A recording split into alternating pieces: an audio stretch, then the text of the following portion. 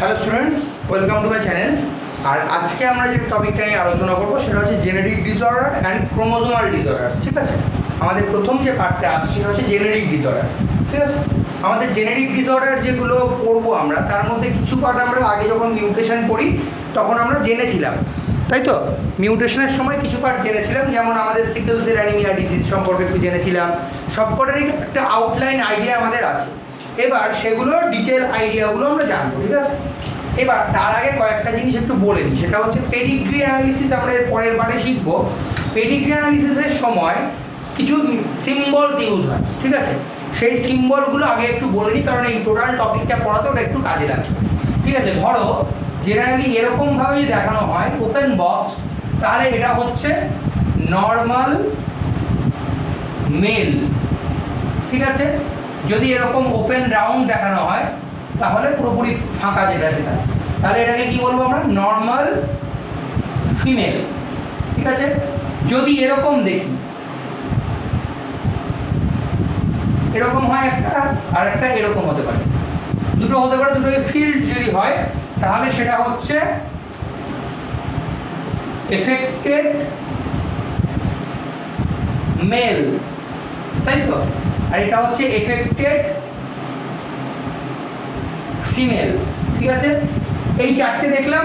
আর এখানে আরেকটা দেখবো, সেটা হচ্ছে হয় এরকম থাকবে হাফ ফিল্ড, ঠিক আছে, অর মাঝখানে একটা ডট এরকম থাকতে পারে। আবার ইয়ের ক্ষেত্রে যদি হয় তাহলে এই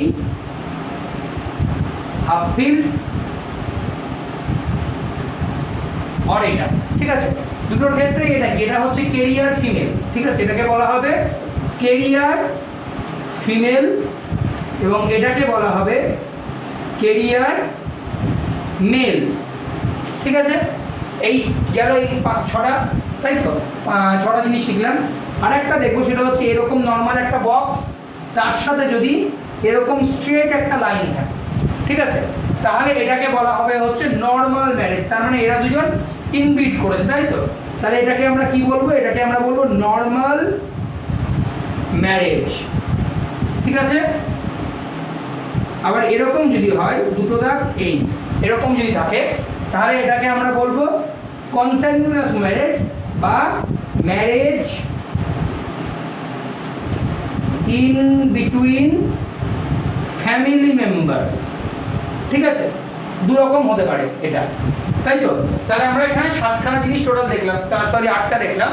প্রথমটা কি? যদি নর্মাল বক্স হয় তাহলে সেটা হচ্ছে নর্মাল মেল, যদি নর্মাল রাউন্ড হয় সেটা হচ্ছে নর্মাল ফিমেল, যদি ফিল্ড বক্স হয় তাহলে এফেক্টেড মেল, যদি ফিল্ড রাউন্ড হয় তাহলে এফেক্টেড ফিমেল, যদি হাফ ফিল্ড বা ডটেড ফিমেল হয় তাহলে সেটা হচ্ছে কেরিয়ার ফিমেল, যদি হাফ ফিল্ড বা ডটেড মেল হয় তাহলে সেটা হচ্ছে কেরিয়ার মেল। আর যদি একটা লাইন থাকে এখানে, দেখো এইটা যেটা দেখছো সেটাকে বলা হয় ম্যারেজ লাইন। ঠিক আছে, এই ম্যারেজ লাইন যদি একটা থাকে তাহলে আমরা ধরবো নর্মাল ম্যারেজ, যদি দুটো দাগ থাকে তাহলে আমরা বলবো কনস্যাঙ্গুইনাস ম্যারেজ। ঠিক আছে, বা marriage in between family members. ঠিক আছে, এই কটা জিনিস আমরা দেখে নিলাম। এবার আমরা বাকি টপিকগুলো কী কী আছে সেগুলো নিয়ে একটু দেখবো। ঠিক আছে, আমাদের জেনেটিক ডিসঅর্ডারগুলো আমাদের এই পার্টে আলোচনা করব। জেনেটিক ডিসঅর্ডারগুলো পরপর কী কী আসতে পারে সেগুলো দেখতে হবে। প্রথম যে জেনেটিক ডিসঅর্ডারটা আমরা দেখবো, that is sickle cell anaemia. ঠিক আছে, that is sickle cell anaemia. ঠিক আছে, আমরা তাহলে কি বললাম? আমরা কি দেখবো? সিকেল সেল অ্যানিমিয়া দেখবো। ঠিক আছে, এই সিকেল সেল অ্যানিমিয়া যেটা, সেটা প্রথম ইনভেন্ট করেন বা প্রথম অবজার্ভ করেন যিনি, তিনি হচ্ছে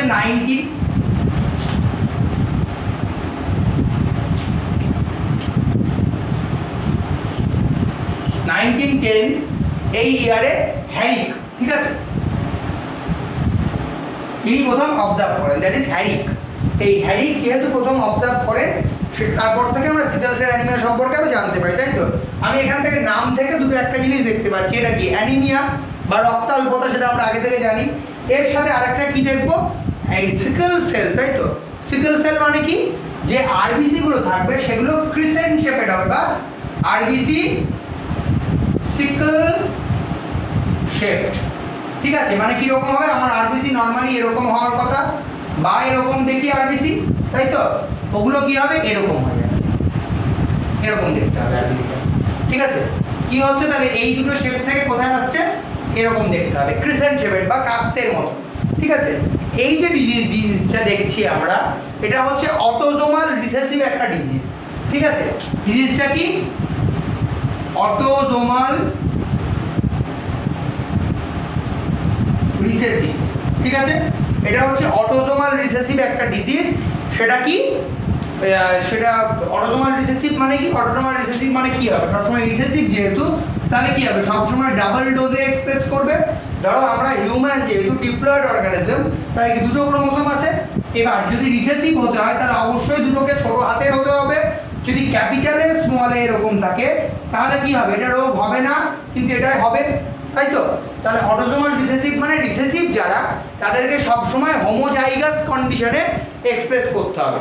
ঠিক আছে, এবার এখানে যেটা হয় সেটা হচ্ছে এর যে বিটা চেন থাকবে, সেই বিটা চেনের যে হিমোগ্লোবিনের পজিশন 6 নম্বর, সেই 6 নম্বর পজিশনে গ্লুটামিক অ্যাসিডের জায়গায় ভ্যালিন সিক্রিশন হবে, তাই তো। তাহলে আমরা এটা লিখবো কিসের জন্য হচ্ছে, বিটা চেন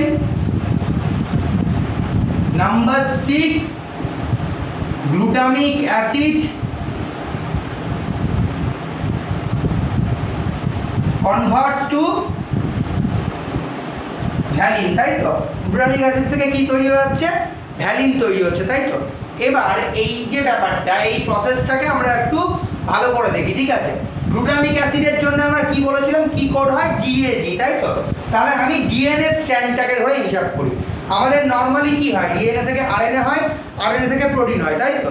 তার মানে আমি যে স্ট্র্যান্ডের সিকোয়েন্সের কথা বলছি জিএজি, সেটা কোথায়, আরএনএ স্ট্র্যান্ডে। তাহলে ডিএনএ স্ট্র্যান্ড কি ছিল আমার এখানে, আমি সেটা দেখবো। তাহলে ফার্স্টে আমরা লিখবো দ্যাট ইজ ডিএনএ স্ট্র্যান্ড। ঠিক আছে, আমাদের নর্মাল ডিএনএ স্ট্র্যান্ড ছিল, সেই ডিএনএ স্ট্র্যান্ডে কি কনফিগারেশন ছিল, সিটিসি। ঠিক আছে, এবার এই সিটিসি যেটা ছিল সেটা কি হবে, এখান থেকে ট্রান্সলেশন হবে ডিএনএ টু আরএনএ, তাই তো। সিটিসি থেকে ট্রান্সলেশন হবে এবং সিটিসি থেকে কি আসবে, সি অপোজিট কি আসছে, জি। এই ডি এর অপোজিট কি আসবে, অবশ্যই এ, আর এর সি এর অপোজিট কি আসবে, জি, তাই তো। এই জিএজি যেটা তৈরি হলো, যে জিএজি কোডনটা, এটা কাকে সিনথেসিস করছে, দ্যাট ইজ গ্লুটামিক অ্যাসিড, তাই তো। কিন্তু ধরো কোনো সময় কোনো একটা কারণের জন্য পয়েন্ট মিউটেশন হলো। পয়েন্ট মিউটেশনের সময় আমি এই ব্যাপারটা বলেছিলাম, এই যে টিটা এটা রিপ্লেস হলো, তাই তো। তার মানে কি হচ্ছে, আমার নর্মালি যেটা ছিল সি সি, দুটো নর্মাল আছে থাকলো, এই সিটা রিপ্লেস হয়ে কিসে কনভার্ট হলো, এতে কনভার্ট হলো, তাই তো। সিটা রিপ্লেস হয়ে এতে কনভার্ট হলো। তাহলে এই সিএসি থেকে ট্রান্সলেশন প্রসেস আবার, তাহলে এখান থেকে কি হবে, জি ইউ জি, তাই তো। এখান থেকে আবার কি হচ্ছে, জি ইউ জি। এই জি ইউ জি যে কোডটা, সেটা কাকে সিনথেসিস করে, দ্যাট ইজ ভ্যালিন। ঠিক আছে, তাহলে আমার যেখানে গ্লুটামিক অ্যাসিড সিনথেসিস হচ্ছিল, তার জন্য আমার আরবিসির যে শেপগুলো সেগুলো কি রাউন্ড হচ্ছিল, কিন্তু যখনই এখানে ভ্যালিন সিক্রেশন হবে, তার জন্য এই বিটা চেনের জন্যই সমস্যাটা হচ্ছে, গ্লুটামিক অ্যাসিডের জায়গায় ভ্যালিন হচ্ছে। তার মানে এখান থেকে যে প্রোটিনগুলো সিক্রিট হবে তার বেসিসে ক্যারেক্টারটা ডিটারমাইন্ড হয়। তার মানে এখানে রিলিজ প্রোটিনের স্ট্রাকচার যদি পাল্টে যায়, তার মানে যেটা প্রোডাক্ট তৈরি হবে সেটাও পাল্টে যাবে, সেটাই এখানে ঘটছে। ঠিক আছে, এবার এই যে প্রসেসটা, এই শেপটা কি হবে, সিকেল শেপের হবে। আর কি হবে, এখানে আরেকটা সমস্যা হবে, সেটা যেহেতু আমার রাউন্ড শেপে কি হয়, এখানে রাউন্ড শেপে কি হয়, অক্সিজেন ক্যাপাসিটি অনেক বেড়ে থাকে, মানে অনেক বেশি অক্সিজেন অ্যাবজর্ব করতে পারে। তাহলে O2 ইনটেক ক্যাপাসিটি যেটা ছিল আমার এখানে, সেটা কি হবে, ফল করবে, তাই তো। O2 intact capacity normal round শেপে যা হবে, সিকেল শেপে তাই হবে না। তার মানে এখানে O2 ইনটেক যে ক্যাপাসিটি, সেটা কি হবে, ফল করবে। তাহলে এটা ফল করলো, এটা হচ্ছে সিকেল সেল অ্যানিমিয়ার মেন পার্টটুকু। এবার এটার আমরা একটা এক্সাম্পল দেখব। আমি এটাকে কি বলেছি, অটোজোমাল রিসেসিভ একটা ডিজিজ বলেছি, তাই তো। এটা কিন্তু খেয়াল রাখবে, কারণ এটা পরে পেডিগ্রির সময়তেও কাজে লাগবে। তাহলে আমি এর একটা এক্সাম্পল দেখি। ঠিক আছে, এর এক্সাম্পল কিভাবে দেখবো, ধরো একজন সিকেল সেল অ্যানিমিয়া আছে এরকম একজন ফিমেল। ঠিক আছে, সিকেল সেল অ্যানিমিয়া আছে এরকম একজন ফিমেল। তার মানে কি এফেক্টেড, তাই তো। তার সাথে বিয়ে হলো বা নর্মাল ম্যারেজ হলো একজন নর্মাল লোকে, তাই তো, একজন নর্মাল লোকের ম্যারেজ হলো। তাহলে এখানে যে ব্যাপারটা আসছে, এর জেনোটাইপটা কি হবে? এ কি অটোসোমাল রিসেসিভ, তবেই ওর রোগটা হয়েছে। অটোসোমাল রিসেসিভ আমার একটাই অপশন আছে, স্মলে স্মলে, আর কোনো অপশন নেই। ক্যাপিটালে স্মলে যদি হতো তাহলে কি হতো? তাহলে সেটা এফেক্টেড হতো না। এবার এইটার ক্ষেত্রে কি দেখবো? এ হয় ডমিনেন্ট হোমোজাইগাস বা ডমিনেন্ট হেটেরোজাইগাস, তাই তো।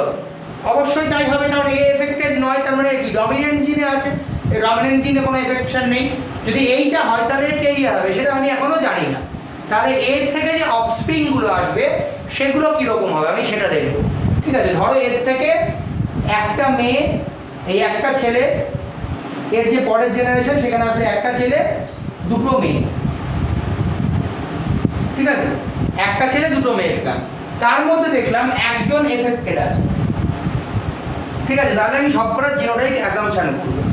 আচ্ছা, এখানে যে আছে সে অবশ্যই ক্যাপিটালে স্মলে, কারণ বাবার থেকে সমসময় কি আসবে? ক্যাপিটালে আসবে, কারণ ক্যাপিটালে ছাড়া অপশান নেই।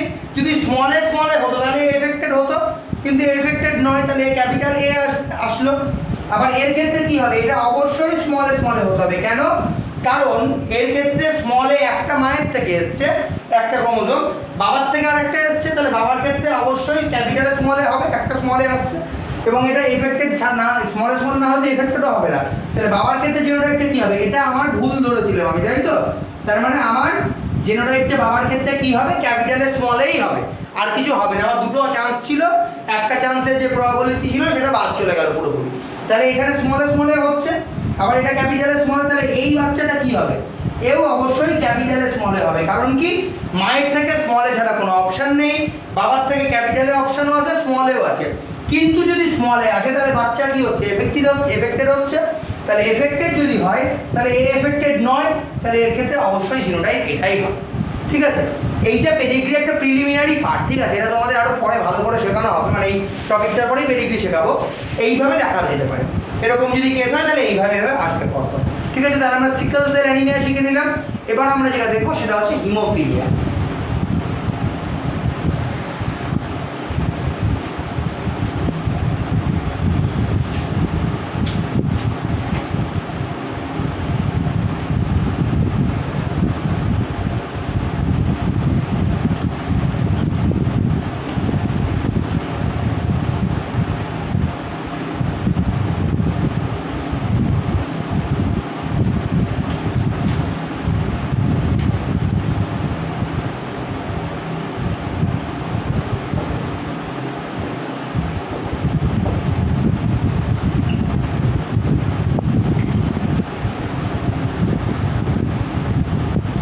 এবার আমরা দেখছি কি হিমোফিলিয়া। ঠিক আছে, এই হিমোফিলিয়া যেটা, এটাকে আরো অনেকগুলো নামে ডাকা হয়।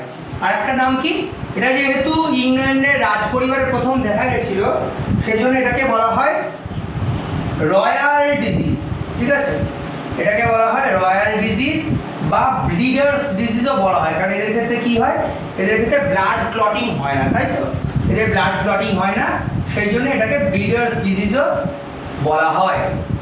ঠিক আছে, দুটো জিনিস পেলাম, একটা হচ্ছে রয়্যাল ডিজিজ বা ব্লিডার্স ডিজিজ। ঠিক আছে, কেন বললাম? কারণ ইংল্যান্ডের রাজ পরিবারে প্রথম দেখা গেছিল তাই রয়্যাল, এবং এক্ষেত্রে যেহেতু ব্লাড ক্লট করে না, মানে ব্লাডের রক্তদঞ্চল ঠিকঠাকভাবে হয় না, ব্লাড ক্লটিং যে ফ্যাক্টরগুলো সেগুলো ঠিকঠাক করে প্রেজেন্ট থাকে না, তার জন্য এটাকে বলা হয় ব্লিডার্স ডিজিজ। ঠিক আছে, এবার হিমোফিলিয়া দুটো টাইপের হতে পারে, হিমোফিলিয়া এ আর হিমোফিলিয়া বি।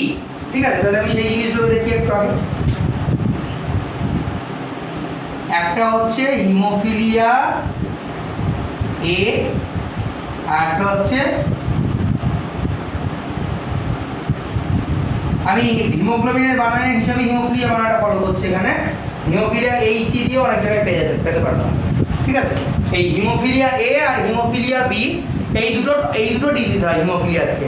এবার এখানে যেটা ব্যাপার, সেখানে হচ্ছে হিমোফিলিয়া এর ক্ষেত্রে যেটা হয় সেটা হচ্ছে অ্যাবসেন্স of factor 8। ঠিক আছে, এখানে রক্ততঞ্চনের যে ফ্যাক্টরগুলো পড়েছিলাম আমরা ক্লাস 11-এ, সেই ফ্যাক্টরগুলোর মধ্যে 8 নম্বর যে ফ্যাক্টরটা সেটা প্রেজেন্ট থাকে না। আর এখানে কি হবে, অ্যাবসেন্স অফ ফ্যাক্টর 9। ঠিক আছে, এখানে 9 নম্বর যে ফ্যাক্টরটা সেটা প্রেজেন্ট থাকে না। তাহলে এখানে আমি দুটো জিনিস পেলাম, অ্যাবসেন্স অফ ফ্যাক্টর 8 এবং অ্যাবসেন্স অফ ফ্যাক্টর 9। এর ক্ষেত্রে বোঝার কিছু নেই, কারণ ব্যাপারটা হচ্ছে হিমোফিলিয়া এ বা বি যাই হোক, তার ক্ষেত্রে কি হবে, দুটো ফ্যাক্টরের মধ্যে যে কোনো একটা ফ্যাক্টর তৈরি হবে না। তার মানে কি, ওই ফ্যাক্টরটা কি একটা প্রোটিন, তাহলে ওই প্রোটিনটা কোথা থেকে তৈরি হয়েছে, এটা জিনের একটা স্পেসিফিক সিকোয়েন্স থেকে তৈরি হয়েছে। তার মানে ওই সিকোয়েন্সের কোনো রকম পয়েন্ট মিউটেশন হতে পারে বা পরের জেনারেশন বরাবর সেটা চলতেই থাকবে, তার জন্য একটা জেনারেশন ধরে পরপর একই প্রসেসে আসবে। এটা পয়েন্ট মিউটেশনের জন্য হতে পারে, এটা জেনেটিক ডিসঅর্ডার বেসিক্যালি। এবার এই হিমোফিলিয়া ক্রোমোজোমাল নয়, অবশ্যই ক্রোমোজোমাল নয়, শুধুমাত্র জেনেটিক, কারণ স্পেসিফিক জিনের বেসিসে হচ্ছে, ক্রোমোজোমের নাম্বারে চেঞ্জ হয়ে কিছু হচ্ছে না। এবার এখানে হিমোফিলিয়া এ আর হিমোফিলিয়া বি দুটো পেলাম। এবার ধরো এই যে রোগটা, এই রোগটা কি টাইপের রোগ, তাই তো? এই ডিজিজটা হচ্ছে সেক্স লিঙ্ক রিসেসিভ একটা ডিজিজ। ঠিক আছে, সেক্স লিঙ্ক রিসেসিভ ডিজিজ মানে কি, যদি XY যেটা ধরি আমরা সেক্স ক্রোমোজোম, সেখানে স্মল এক্স যদি থাকে তাহলে সেই বেসিসে আমার রোগটা হবে, তাই তো? তাহলে এখানে একটা জিনিস ধরে নিই, that is sex linked recessive disease. ঠিক আছে, তাহলে সেক্স লিঙ্ক রিসেসিভ ডিজিজ যদি ধরি, এইটাকে আমি মার্ক করব, কারণ এটা খুব ইম্পর্টেন্ট জিনিস। কারণ autosomal recessive, sex link recessive, sex link dominant, এরকম ডিজিজগুলোর নাম তোমাদের পরীক্ষায় আসে, জিজ্ঞেস করে। সেই জন্য এইগুলো মনে রাখবে কোনটা কি টাইপের ডিজিজ। ঠিক আছে, ধরো এবার আমি একটা হিমোফিলিয়া কেস স্টাডি নিলাম। ঠিক আছে, একটা পেডিগ্রি দেখবো, কেস স্টাডি। একজন লোক, সে নর্মাল,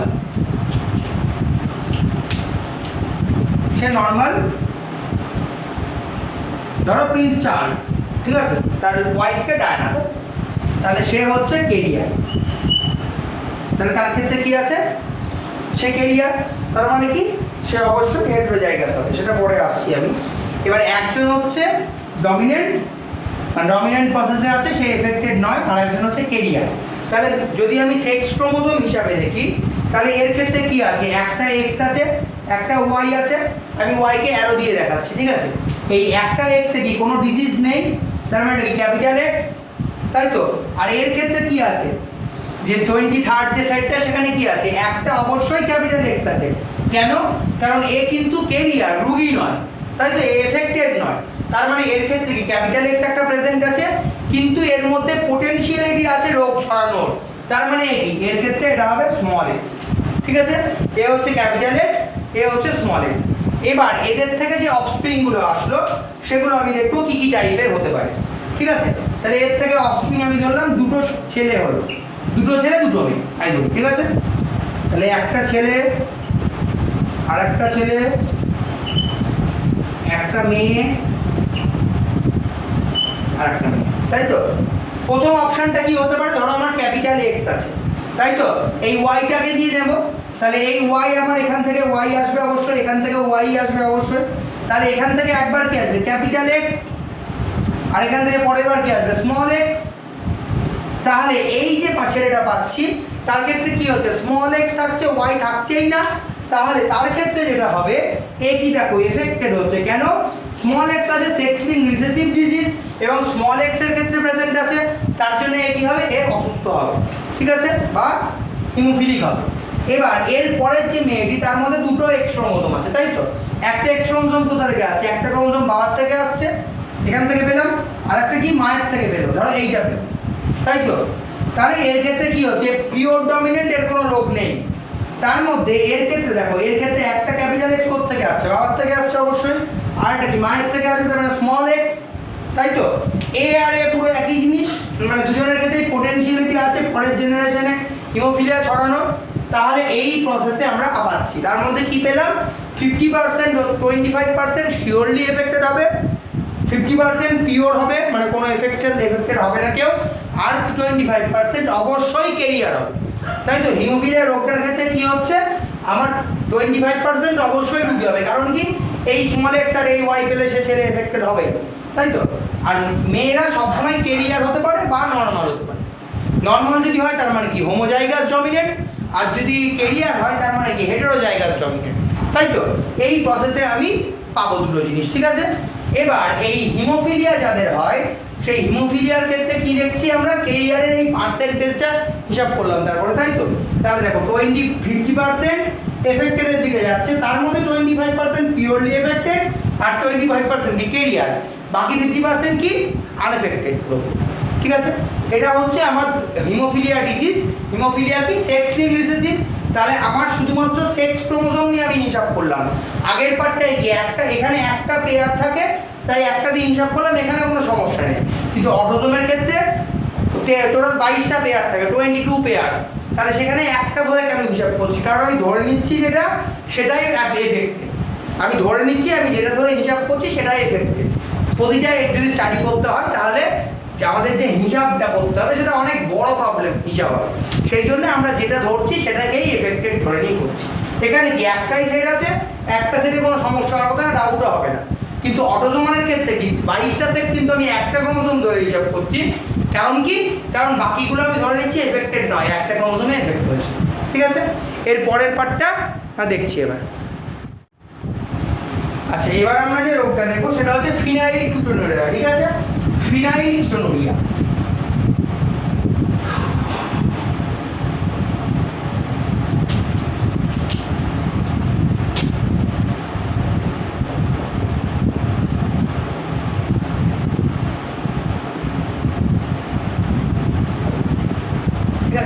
এবারে রোগটা যেটা দেখবো সেটা হচ্ছে ফিনাইল কিটোনুরিয়া, ঠিক আছে? এবং এটাও কি, এটাও একটা অটোজোমাল রিসেসিভ ডিসঅর্ডার, ঠিক আছে? আচ্ছা, এবার যে টপিকটা আমরা পড়ছিলাম ফিনাইল কিটোনুরিয়া, তাই তো? তাহলে এখানে এটা কি বললাম আমি, অটোজোমাল রিসেসিভ একটা ডিসঅর্ডার, তাই তো? এটা কি অটোজোমাল রিসেসিভ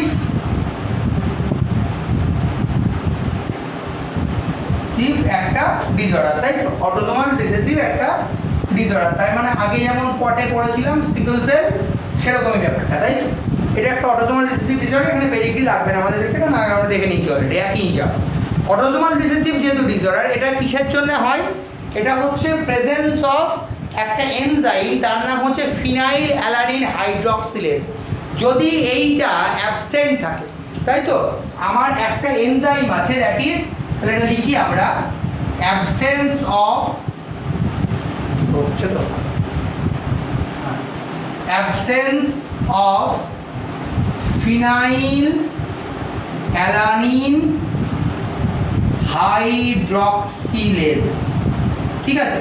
ফিনাইল অ্যালানিন হাইড্রক্সিলেজ এই এনজাইমটা যদি অ্যাবসেন্ট থাকে তাহলে আমাদের ক্ষেত্রে যে জেনেটিক ডিসঅর্ডারটা হয় দ্যাট ইজ ফিনাইল কিটোনুরিয়া, ঠিক আছে? এবার ব্যাপারটা হচ্ছে এই ফিনাইল অ্যালানিন হাইড্রক্সিলেজের কাজ কি? এ কি করে, এই এনজাইমটা আমাদের যে ফিনাইল অ্যালানিন আছে, ফিনাইল অ্যালানিন, তাই তো? এই ফিনাইল অ্যালানিনকে এ কি করে, টাইরোসিনে কনভার্ট করে, ঠিক আছে? এ কি করবে, এটাকে টাইরোসিনে কনভার্ট করে, ঠিক আছে? টাইরোসিন কি একটা অ্যামাইনো অ্যাসিড, আমার টাইরোসিন জানি আমরা, টাইরোসিনে কনভার্ট করে। এবার ধরো কোনো কারণে ফিনাইল অ্যালানিন নেই, এই ফিনাইল অ্যালানিন হাইড্রক্সিলেজ প্রেজেন্ট নেই, তাই তো? তাহলে এটা কি হবে, ফিনাইল অ্যালানিনটা কি হবে, নর্মাল কন্ডিশনে থাকবে না, টাইরোসিনে কনভার্ট হবে না, absence of PAH, that means phenylalanine hydroxylase, এটা নেই। তাহলে এটা কি করবে, ফিনাইল অ্যালানিনটা ফিনাইল পাইরুভিক অ্যাসিড তৈরি করবে, ঠিক আছে? কি তৈরি করছে, ফিনাইল পাইরুভিক অ্যাসিড, ঠিক আছে? এটা কি তৈরি করছে, ফিনাইল পাইরুভিক অ্যাসিড। এই যে প্রোডাক্টটা তৈরি করে, এই প্রোডাক্টটা কি করবে, আমাদের ব্রেনকে ড্যামেজ করে, ঠিক আছে? এ যাবে এবং ড্যামেজ টু ব্রেন। তাহলে কি হচ্ছে, আমার এই যে ফিনাইল পাইরুভিক অ্যাসিড সেটা কিসের জন্য হচ্ছে, ফিনাইল অ্যালানিন হাইড্রক্সিলেজ এই যে এনজাইমটা আমার প্রেজেন্ট নেই, তার জন্য এটা কি হচ্ছে, ড্যামেজ করছে ব্রেনকে, এটা প্রেজেন্ট তৈরি হচ্ছে এবং সে ব্রেন ড্যামেজ করছে। এই যে ডিজিজটা সেটার নামই হচ্ছে ফিনাইল কিটোনুরিয়া। এর পেডিগ্রি চার্টটা লাগবে না তোমাদের দেখাতে, কারণ আমি হিমোফিলিয়ার ক্ষেত্রে সিকল সেলের ক্ষেত্রে যেটা দেখিয়েছিলাম ওর ক্ষেত্রে ব্যাপারটা সেম, তাই তো? ব্যাপারটা সেম, কারণ তোমার ওই যে আমি জেনোটাইপগুলো বসিয়েছিলাম সেগুলো পুরোপুরি একই রকম হবে। কারণ কি, এটাও একটা অটোজোমাল রিসেসিভ ডিসঅর্ডার, তাই তো? ওটাও তাই ছিল, এটাও তাই, তাহলে দুটো একই হবে, দুটো প্রসেস। তাহলে এরপরে আমরা যে ডিজিজটা দেখবো দ্যাট ইজ সিস্টিক ফাইব্রোসিস, ঠিক আছে? এর পরের যে রোগটা দেখবো ফিনাইলকিটোনুরিয়ার পরে দেখবো cystic fibrosis.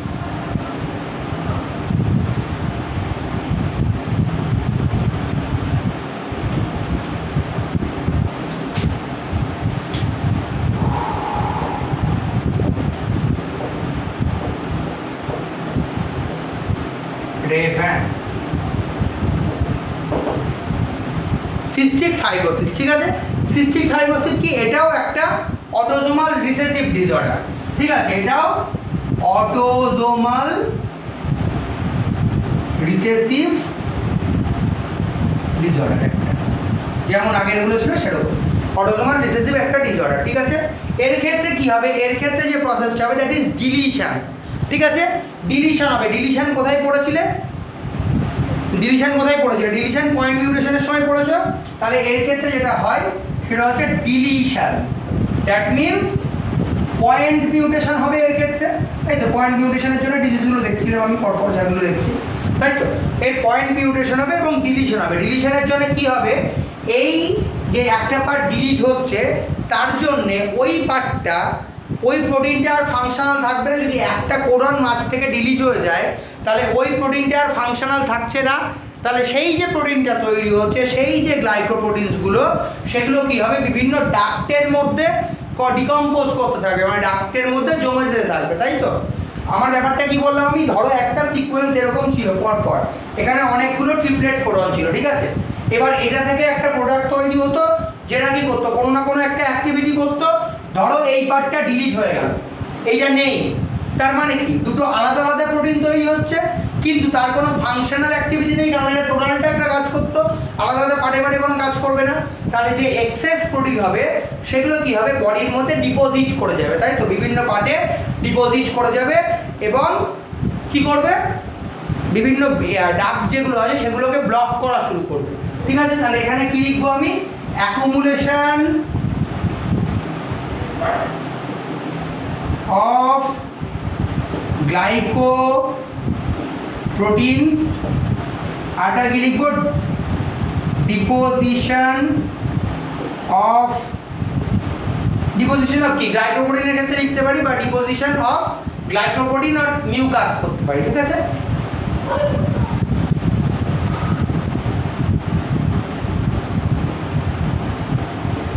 in the inner ducts of liver, pancreas or respiratory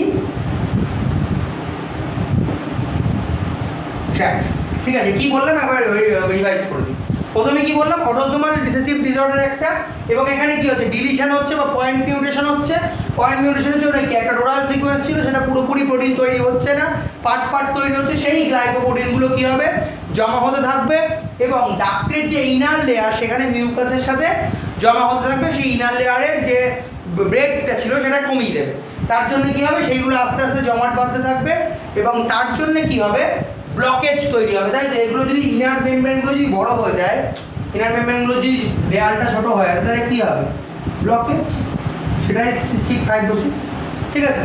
এবার এই ব্লকেজের সাথে সাথে যেটা হয় সেটা হচ্ছে Na+ আর Cl- এর ডিকম্পোজিশন রেট, মানে বাইরের দিকে যে বেরোনো রেট, সেটা আমরা আগে নার্ভ ইম্পালসে পড়েছিলাম।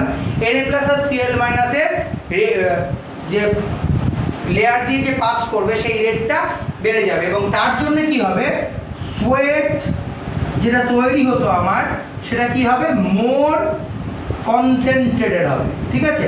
সোয়েটটা কি হবে, মোর কনসেন্ট্রেটেড হবে, তার মানে কি আরো বেশি সল্টি হবে। যদি Na+ Cl- আরো বেশি বেশি ঢুকতে থাকে তাহলে কি হবে, মোর সল্টি হবে আরো, ঠিক আছে?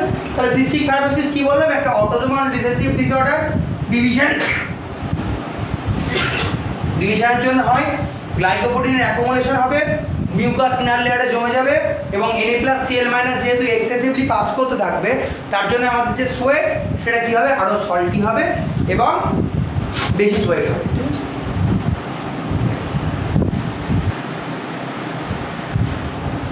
এরপরে আমরা যে ডিজিজটা দেবো সেটা হচ্ছে থ্যালাসেমিয়া। ঠিক আছে, এর পরের ডিজিজটা আমাদের খুব কমন একটা ডিজিজ, দ্যাট ইজ থ্যালাসেমিয়া। খুব শুনি আমরা নাম।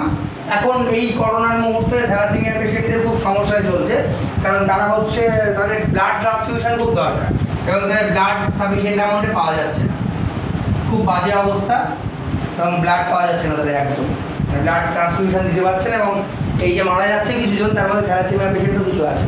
ঠিক আছে, এই থ্যালাসেমিয়া যেটা, থ্যালাসেমিয়ার ক্ষেত্রে কী হয়, থ্যালাসেমিয়া জেনারেলি দুটো টাইপের হয়। ঠিক আছে, একটা হচ্ছে থ্যালাসেমিয়া এ,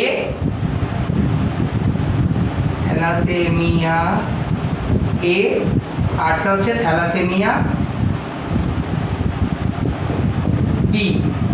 ঠিক আছে, থ্যালাসেমিয়া এ এবং থ্যালাসেমিয়া বি দুটো টাইপের হয়, এবং থ্যালাসেমিয়া এ যেটা সেটা হচ্ছে মাইনর। ঠিক আছে, আর থ্যালাসেমিয়া বি যেটা সেটা হচ্ছে মেজর। এই থ্যালাসেমিয়া মাইনর যেটা সেটা হচ্ছে হেটেরোজাইগাস। ঠিক আছে, সেটা হেটেরোজাইগাস হয়, মানে অটোসোমাল রিসেসিভ ডিসঅর্ডার। এটাও একটা অটোসোমাল, সেটা লিখে নিয়ে আগে তারপরে পরে অর্ডার দিচ্ছি। এটা কি, এটাও অটোসোমাল রিসেসিভ ডিসঅর্ডার, কিন্তু এর ক্ষেত্রে মাইনর যেটা হয় সেটা হচ্ছে ধরো ক্যাপিটাল স্মলেতে রোগ হয়, আবার ক্যাপিটাল স্মলেতেও হয়। এর ক্ষেত্রে ক্যাপিটাল স্মলেতে ডিজিজটা হয়, সেজন্য এটা হচ্ছে অটোসোমাল রিসেসিভ ধরা হয়।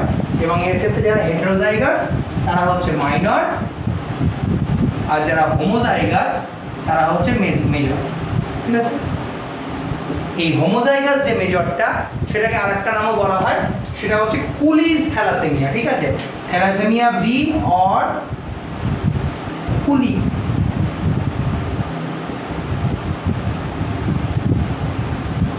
Thalassaemia B or Cooley's thalassaemia বলা হয়। ঠিক আছে, এই যে থ্যালাসেমিয়া এ আর থ্যালাসেমিয়া বি পেলাম, এদের ক্ষেত্রে কি হয়, এটা একটা অটোসোমাল রিসেসিভ ডিসঅর্ডার। যেমন আগেরগুলো ছিল, মায়ের যদি থাকে, মা যদি ক্যারিয়ার হয়, তাহলে বাচ্চা যে ছেলে হবে সে অবশ্যই থ্যালাসেমিয়া এফেক্টেড হবে, যেমনটা আগে দেখেছিলাম তেমনভাবে যাবে। এবং থ্যালাসেমিয়ার ক্ষেত্রে কি হয়, থ্যালাসেমিয়া বেসিক্যালি দুটো টাইপের হয়, একটা হচ্ছে থ্যালাসেমিয়া এ এবং থ্যালাসেমিয়া বি। এবং থ্যালাসেমিয়া এ যেটা সেটা হচ্ছে মাইনর থ্যালাসেমিয়া, এবং থ্যালাসেমিয়া বি যেটা সেটা হচ্ছে মেজর থ্যালাসেমিয়া। এবং এদের ক্ষেত্রে যেটা হয় সেটা হচ্ছে ট্রান্সফিউশন খুব দরকারি। ঠিক আছে, transfusion is essential, transfusion is essential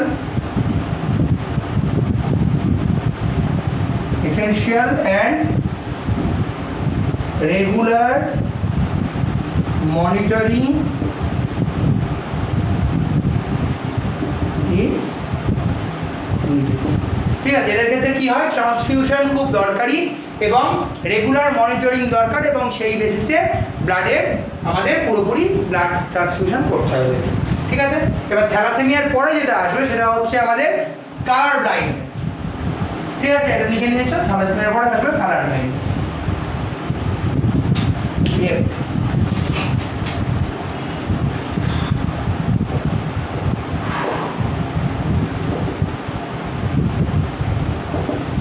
colour blindness আবার দু রকমের হয়। ঠিক আছে, কালার ব্লাইন্ডনেস দু রকমের হতে পারে। এই কালার ব্লাইন্ডনেসে জেনারেলি আমরা যেটা দেখছি সেটা হচ্ছে পার্শিয়াল কালার ব্লাইন্ডনেস। ঠিক আছে, পার্শিয়াল কালার ব্লাইন্ডনেস অর এটাকে বলা হয় ডালটনিজম। ঠিক আছে, এটাকে বলা হয় পার্শিয়াল কালার ব্লাইন্ডনেস অর ডালটনিজম। এর ক্ষেত্রে কি হয়, এরা রেড আর গ্রিন এর মধ্যে ডিফারেন্স করতে পারে না। ঠিক আছে, দেখবে যে কোনো চাকরি বাকরির পরীক্ষাতে বড় দাদাদের জিজ্ঞেস করবে, চাকরি বাকরির পরীক্ষাতে জেনারেলি কালার ব্লাইন্ড যারা রেলের চাকরিতে বাদ দেওয়া হয়, কারণ কি তারা রেড আর গ্রিনের মধ্যে তফাৎ করতে পারে না, দুটোকেই হলদে দেখে কিছুটা। তাহলে যদি এরকম লোককে চাকরি দেওয়া হয় তাহলে যে কোনো সময় ট্রেন অ্যাক্সিডেন্ট করে ফেলবে। সেই জন্যে রেড আর গ্রিন যেহেতু ডিফারেন্স করতে পারে না, তাই এদেরকে ওই জন্যে অ্যালাউ করা হয়। এই পার্শিয়াল কালার ব্লাইন্ডনেস ছাড়াও টোটাল কালার ব্লাইন্ডনেস একটা হয়, যারা কোনো কালারের মধ্যেই পার্থক্য করতে পারে না, সবকটা একটা মেশানো কালার দেখে। ঠিক আছে, এবার আমরা কালার ব্লাইন্ডনেস মানে কি, আমরা সাদা কালো দেখি না, কিন্তু কালার ব্লাইন্ডনেস মানে বেসিক্যালি কিন্তু ব্ল্যাক অ্যান্ড হোয়াইট ভিশন নয়। Black and white vision generally গরু বা যে কোনো চতুষ্পদ পেরিসোড্যাক্টাইল আর্টিওড্যাক্টাইলের মধ্যে যারা পড়ে তাদের ক্ষেত্রে ব্ল্যাক অ্যান্ড হোয়াইট ভিশন দেখা যায়, ঠিক আছে। কিন্তু আমাদের ক্ষেত্রে যেটা দেখা যায় আমাদের বেসিক্যালি কালার ভিশন, কিন্তু আমরা কোনো কোনো সময় কোনো কোনো রঙের দুটো রঙের মধ্যে ফারাক করতে পারি না। আমরা যেমন অনেকেই দেখবে এখন গ্রিন পার্পল আর এই পার্পল পিঙ্ক আর ভায়োলেট এই তিনটের মধ্যে ফারাক বুঝি না।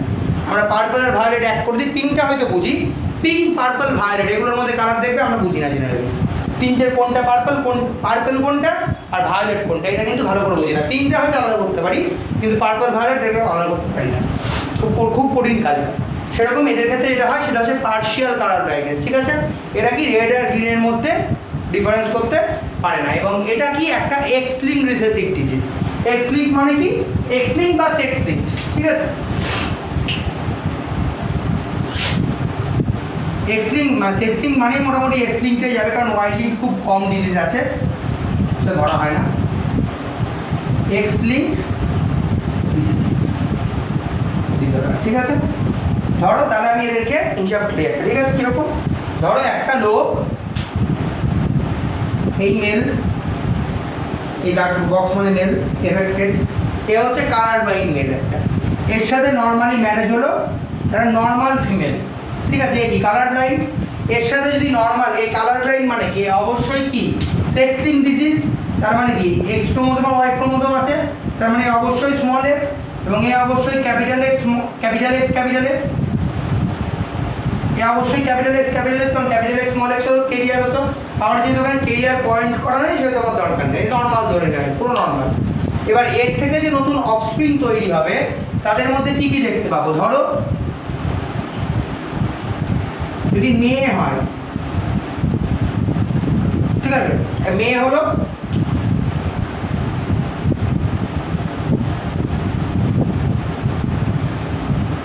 একটা মেয়ে আর দুটো ছেলে হলো, ঠিক আছে। এবার মেয়ে যে হবে, ছেলেগুলো আগে দেখি, ছেলেগুলো থেকে এর থেকে কি আসবে? ওয়াই আসবে, এর থেকে ওয়াই আসবে, আর এদের ক্ষেত্রে কি আসবে? সব দুটোই ক্যাপিটাল এক্স, তাহলে এখানে দুটোই ক্যাপিটাল এক্স আসবে। এরা দুজন কি?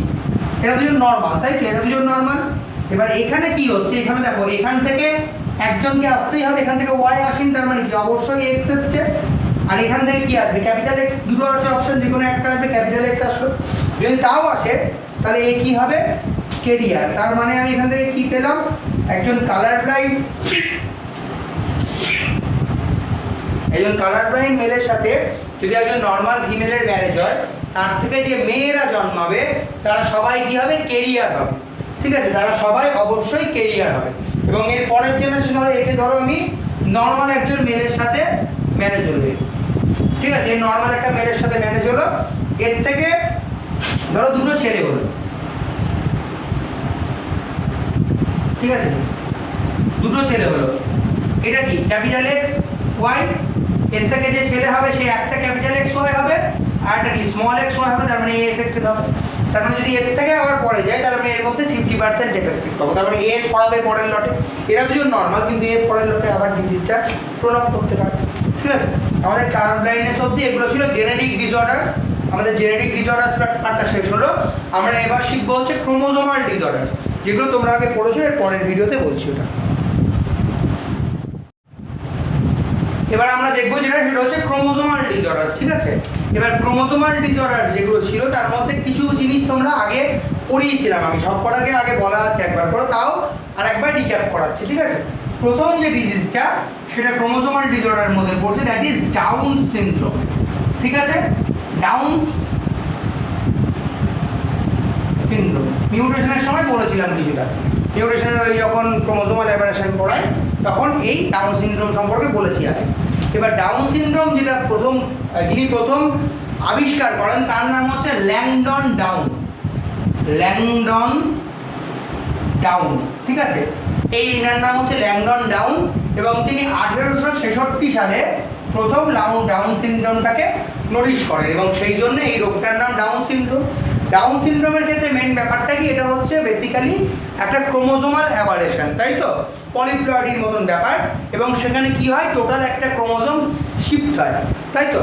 দ্যাট ইজ, সেই জন্য এটাকে নাম দেওয়া হয়েছে আর একটা জিনিস, সেটা হচ্ছে ট্রাইজোমি 21, তাই তো। ট্রাইজোমি 21 মানে কি? এটা ধরো আমার 21 নম্বর পেয়ারের ক্রোমোজোম, ঠিক আছে, এটা ধরো 21 নম্বর পেয়ারের ক্রোমোজোম, আমার দুখানা এরকম আছে, ঠিক আছে।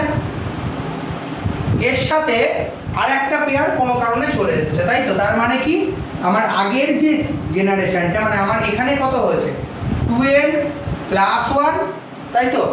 এই যে ফিমেলটা পেয়েছি এর ক্ষেত্রে কি হয়েছে 2n+1, যেখান থেকে এসছে সেখানে কি ছিল 2n-1, কারণ তার একটা ক্রোমোজোম, তার ধরো 21 নম্বর ক্রোমোজোমটা পুরোপুরি এখানে শিফট হয়ে গেছে, তাই জন্য এটাকে বলবো আমরা ট্রাইজোমি 21। বাকিগুলো কি সব কটাই ডাবল ডাবল করে আছে, দুটো করে পেয়ার আছে, একটা করে পেয়ার আছে, এখানে একটা পেয়ার +1, 2n+1, তাই তো? এই জন্য এটাকে বলবো ট্রাইজোমি 21, ঠিক আছে। সেটা হচ্ছে ডাউন সিনড্রোম। এই ডাউন সিনড্রোমের পরে যেটা আমাদের আসবে দ্যাট ইজ ক্লাইনেফেল্টার সিনড্রোম, ঠিক আছে। এরপরে যেটা আমরা দেখব বি, দ্যাট ইজ ক্লাইনফিল্টার সিনড্রোম, ঠিক আছে। ক্লাইনফিল্টার সিনড্রোম এবং ক্লাইনফিল্টার সিনড্রোমের ক্ষেত্রে কি হয়, জেনারেলি XXY দেখা যায়, তাই তো? 44AA XXY জেনারেলি মেলদের ক্ষেত্রে হয়, এবং ডবল X দেখা যায়, দুটো X দেখা যায়, তাই তো? এবার এদের ক্ষেত্রে কি হয়, এরা হচ্ছে মেল, ঠিক আছে, এরা মেল অবশ্যই, কিন্তু শেয়ারিং ফিমেল ক্যারেক্টার্স, তাই তো? মেল কিন্তু কি হয়, শেয়ারিং ফিমেল ক্যারেক্টার্স, মেল কিন্তু কিছু ফিমেল ক্যারেক্টারিস্টিক্স এদের মধ্যে দেখা যায়। এবং এই যে ডিজিজটা, এই ডিজিজটার একটা নাম আছে, সেটা কি, এর নাম হচ্ছে গাইনেকোম্যাস্টিয়া, গাইনেকোম্যাস্টিয়া, ঠিক আছে, এটাকে বলা হয় গাইনেকোম্যাস্টিয়া, ঠিক আছে। এবার ধরো এই যে ব্যাপারটা আমাদের এখানে সাথে আরেকটা জিনিস related, that is bar body. এই ক্লাস 11-এ একবার বলেছিলাম, এই যে বার বডি, ধরো X, তাই তো? দুটো আছে X, ফিমেলদের ক্ষেত্রে, নর্মালি ফিমেল যদি হয় তার ক্ষেত্রে দুটো X দেখা যায়।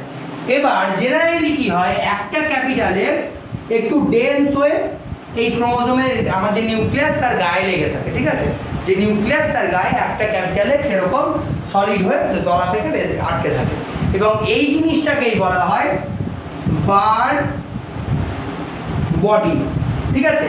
এটা নর্মাল কেসে, নর্মাল সব ফিমেলের ক্ষেত্রে এটা মোটামুটি দেখা যায়। এবার এই যে বার বডি যেটা আমি এখানে দেখছি, আমার এখানে কি দেখছি আমি, এখানে এই যে যদি ক্লাইনফিল্টার সিনড্রোম হয় তাহলে এই মেল, তাই তো? এটা মেল, এবং এখানে কি কি আছে X, Y, দুটো জিনিস X, Y দেখতে পাই। এদের ক্ষেত্রে কি হবে, এই X ক্রোমোজোমটা ডেন্স হয়ে এইখানে দেখা যায়, ঠিক আছে। তাহলে এটাও কি বার বডি। তাহলে এই যে মেলরা, এই ক্লাইনফিল্টার সিনড্রোমের যে মেলরা, these males carry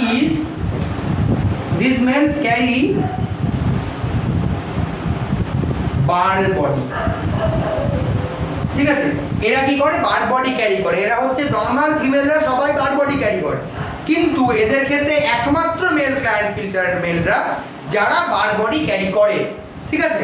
কারণ কি, XY থাকে, একটা X ক্রোমোজোম ডেন্স হয়ে ওদের নিউক্লিয়াসের যে বডিটা, মেমব্রেনটা তার গায়ে লেগে থাকে, এবং সেটাকে বলা হয় বার বডি। এবং ক্লাইনফিল্টার যারা মেল, তারা একমাত্র যারা বার বডি ক্যারি করে, ঠিক আছে। আচ্ছা, এরপরে যে সিনড্রোমটা আমরা দেখবো সি, সেটা হচ্ছে টার্নার সিনড্রোম, ঠিক আছে। টার্নার সিনড্রোম, এই টার্নার সিনড্রোমের ক্ষেত্রে কি হয়, ধরো একটা মেল, ঠিক আছে, তার ক্ষেত্রে আসছে হচ্ছে XY, ঠিক আছে। আমার এখানে XY ছিল, আর একজনের ক্ষেত্রে XX ছিল, ঠিক আছে। যদি এখানে XY একটা XX থাকে, তার মানে এই যে প্রসেস XY, তার মানে এর ক্ষেত্রে কি হতে পারে, এ দু রকম দিতে পারে, এ দু রকম গ্যামেট তৈরি করতে পারে, এও দু রকম গ্যামেট, একটা কি XX, দুটোই X তৈরি করতে পারে, তাই তো? যদি কোনো কারণে এরকম না হয়, একটা ক্ষেত্রে দেখা গেল দুটো গ্যামেট থাকার কথা, এটা হচ্ছে নন ডিসজাংশন ক্রোমোজোমের, মানে একটা গোটা সেট চলে যায়, তাহলে কি এখানে XX, এখানে 0, এখানে ধরো X আর Y দুটো হয়েছে, তাই তো? A এর সাথে পেয়ার করো তাহলে কি হলো X0, A এর সাথে পেয়ার করো তাহলে কি হলো XXY, তাই তো? আমাদের নর্মালি XY যে ছিল সেখানে কি X আর Y পাচ্ছি, এখানে কি ডাবল এক্স পাচ্ছি এবং জিরো, এই জিরোটা যখন এক্স এর সাথে বাইন্ড করবে তখন কি করবে, এক্স জিরো তৈরি করবে। এই যে যেটা পেলাম আমি সেটা হচ্ছে টার্নার সিনড্রোম, ঠিক আছে। এই এক্স জিরো যেটা পেলাম সেটা হচ্ছে টার্নার সিনড্রোম। এছাড়াও আমরা আরো কিছু জিনিস দেখতে পাবো এখানে, যেমন যেটা হচ্ছে হল্যান্ড্রিক জিন, ঠিক আছে।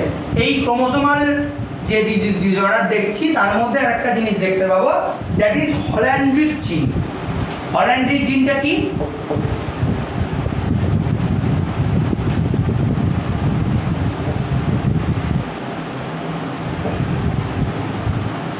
ঠিক আছে, হল্যান্ড্রিক জিন। এই হল্যান্ড্রিক জিনের ক্ষেত্রে কি হবে, হল্যান্ড্রিক জিন হচ্ছে ওয়াই ক্রোমোসোমের স্পেসিফিক একটা জিন, যার জন্য একটা জিনিস দেখা যায় সেটা হচ্ছে হাইপার ট্রাইকোসিস, যেটা ওয়াই ক্রোমোসোমকে এফেক্ট করে, ঠিক আছে। সেক্স ইনফ্লুয়েন্স ক্যারেক্টার্স যদি এটা থাকে প্রেজেন্ট, তাহলে এর জন্য আরও কিছু ক্যারেক্টারিস্টিক্স এক্সপ্রেস করে, এবং তার মধ্যে যেটা সব থেকে কমন সেটা হচ্ছে হাইপার ট্রাইকোসিস। মানে কি, হেয়ার ইন পিনা, সব থেকে ভালো উদাহরণ হচ্ছে লালু প্রসাদ যাদব, ঠিক আছে। হেয়ার ইন পিনা কি দেখবে, দেখবে কানের এইগুলোতে প্রচুর বেশি পরিমাণে লোম থাকে, সেগুলো হচ্ছে সেক্স ইনফ্লুয়েন্স ক্যারেক্টারিস্টিক্স, ঠিক আছে।